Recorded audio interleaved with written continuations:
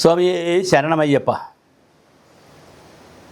ശബരിമല സ്ത്രീ വിഷയം വന്നപ്പോൾ, സ്ത്രീകളെ കയറ്റണോ വേണ്ട എന്നുള്ളൊരു കോടതി വിധി വന്നപ്പോൾ, കയറ്റണം എന്ന് പറഞ്ഞ് കോടതി വിധി വന്നപ്പോൾ അത് നടപ്പിലാക്കുന്നതിൽ വലിയ പ്രതിഷേധമുണ്ടായി. വിശ്വാസികളുടെയും ആരാധകരുടെയും നേതൃത്വത്തിൽ വലിയ പ്രതികരണവും പ്രതിഷേധവും നടന്നു. അപ്പോൾ നമ്മുടെ അടുത്ത് വരുന്ന ബുദ്ധിജീവി, ഇപ്പോൾ ബുദ്ധിജീവി ആയിട്ടില്ല, അത് ഇങ്ങനെ വിരിഞ്ഞ് വരുന്നതേ ഉള്ളൂ, അടുത്ത ബുദ്ധിജീവിയായ എം സ്വരാജ് ഒരു പ്രസ്താവന നടത്തി. അത് BJP-യോടും സംഘപരിവാറിനോടും കോൺഗ്രസ്സുകാരോടും കേരള സമൂഹത്തോടും പല്ലിളിച്ചുകൊണ്ടൊരു പ്രസ്താവനയാണ്. പ്രസ്താവന മറ്റൊന്നുമല്ല, നിങ്ങൾ എന്ത് കരുതി 4 DYFI പെമ്പിളരോട് പറഞ്ഞാൽ 3 നിമിഷം കൊണ്ട് ശബരിമലയിൽ കയറത്തില്ലേ എന്നൊക്കെ ചോദിച്ച് ഞങ്ങളത് ചെയ്യില്ല എന്നൊക്കെ പറഞ്ഞ് വലിയ വീരവാദം മുടക്കി.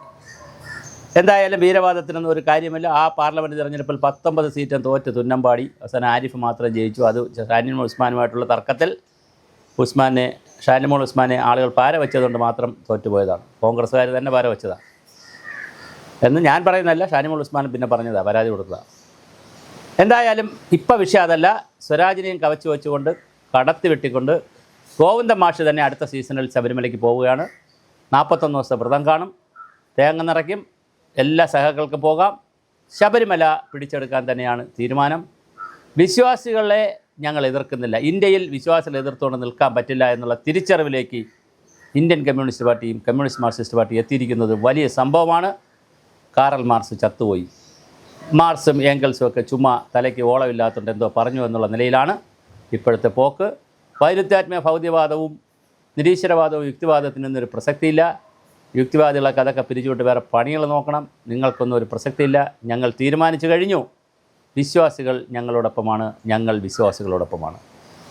വിശ്വാസികളെ വർഗീയവാദികളാക്കുന്നവർക്കെതിരെയാണ് ഞങ്ങളെതിര്. അതുകൊണ്ട് വിശ്വാസികളെ വർഗീയവാദികളാക്കുന്ന ആര് വർഗീയവാദികളാക്കാൻ നോക്കിയാലും അവരെ എതിർത്തുകൊണ്ട് ഞങ്ങൾ വിശ്വാസികളുടെ കൂടെ നിന്ന് ഞങ്ങൾ പള്ളി പിടിക്കാൻ പോകുന്നു, അമ്പലം പിടിക്കാൻ പോകുന്നു. നേരത്തെ തന്നെ ഒരു പ്രസ്താവന ഉണ്ടായിരുന്നു, അമ്പല കമ്മിറ്റികളിൽ പരമാവധി CPM-ൻ്റെ നേതാക്കൾ കയറി അമ്പല കമ്മിറ്റി കൈകാര്യം ചെയ്യണമെന്നൊക്കെ ഒരു വാർത്തയുണ്ടായിരുന്നു. അതൊരു വഴിക്ക് പോയി.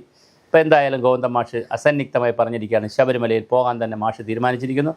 കെട്ടും കെട്ടി കല്ലും മുള്ളും കാലിക്കുമെത്ത എന്ന് പറഞ്ഞ് മാഷ പോവും.